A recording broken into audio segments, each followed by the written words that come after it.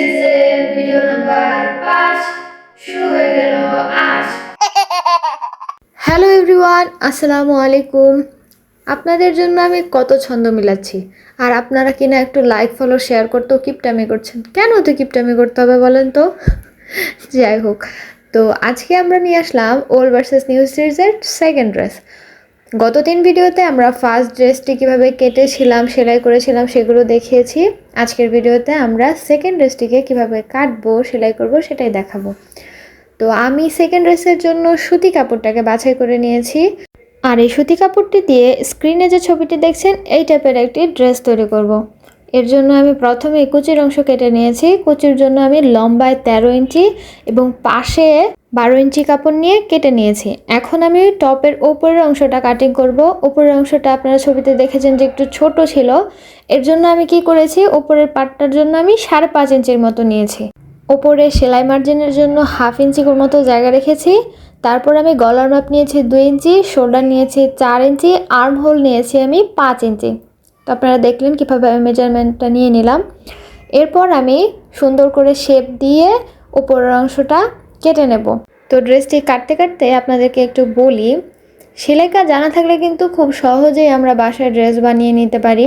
সেলাই কাজ কিন্তু একদমই সহজ একটা কাজ। আপনারা যদি 2-1 বার দেখেন তাহলেই কিন্তু খুব সহজেই সেলাই কাজটা পেরে যাবেন। প্রথমেই আপনারা বাচ্চাদের ড্রেসগুলো কাটিং করে শিখবেন, তারপর আস্তে আস্তে বড়দের ড্রেস এমনিতেই কাটিং করে শেখা যাবে। সেলাই কাজ কিন্তু খুব কঠিন কিছু না, কয়েকবার প্র্যাকটিস করলেই আসলে এগুলো হাতে এসে যায়।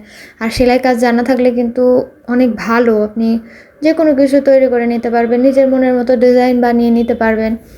তো যা কথা বলতে বলতে এই যে আমি ড্রেসটা কিন্তু কেটে নিচ্ছি। তো ছবির ড্রেসটাতে কিন্তু হাতাটা একটু ডিফারেন্ট স্টাইলে ছিল। আমি আমার এই ড্রেসটাতে হাতাটা একটু ডিফারেন্ট স্টাইলে দেব। হাতাটা আমি ভাবছি যে নিচে কুচি না, অ্যাকচুয়ালি রাবার দেব। রাবার দিয়ে আর উপরে একটু কুচি দিব, দিয়ে একটু পাফি হাতা হয় না, ওই টাইপের একটু হাতা করবো। মানে প্রিন্সেস কাট হাতা না কি হাতা বলে, আসলে আমি নামটা খুব ভালো জানি না। তো ওই টাইপের একটা হাতা করার আমি ট্রাই করেছি। তো এই হাতাটার জন্য আসলে মেজারমেন্ট নেওয়ার কোনো দরকার নেই। যত বেশি বড় করে হাতাটা নেওয়া যাবে, কুচি অত বেশি হবে, সুন্দর লাগবে দেখতে। তা আমি জাস্ট শেপ দিয়ে হাতাটা কেটে দিচ্ছি। আমি এখানে কোনো মেজারমেন্ট নিইনি। আমার কাপড়ে যতখানি কাপড় ছিল আমি পুরাটাই আসলে ম্যাক্সিমামটাই নিয়ে নিয়েছি হাতার জন্য। তো হাতাটাও কেটে নিলাম। এই তো হাতা কাটা শেষ, আমার ড্রেসও কাটা হয়ে গেল। নেক্সট ভিডিওতে আমি আপনাদের সাথে এই ড্রেসের সেলাই ভিডিওটি শেয়ার করব। আর আপনাদের কাছে আমার এই ড্রেস মেকিং ভিডিওগুলো কেমন লাগে, নেক্সট আমি কি ড্রেস নিয়ে কাজ করব, এবং এই সিরিজটি আপনাদের কাছে কেমন লাগছে অবশ্যই কিন্তু কমেন্ট করে জানাবেন।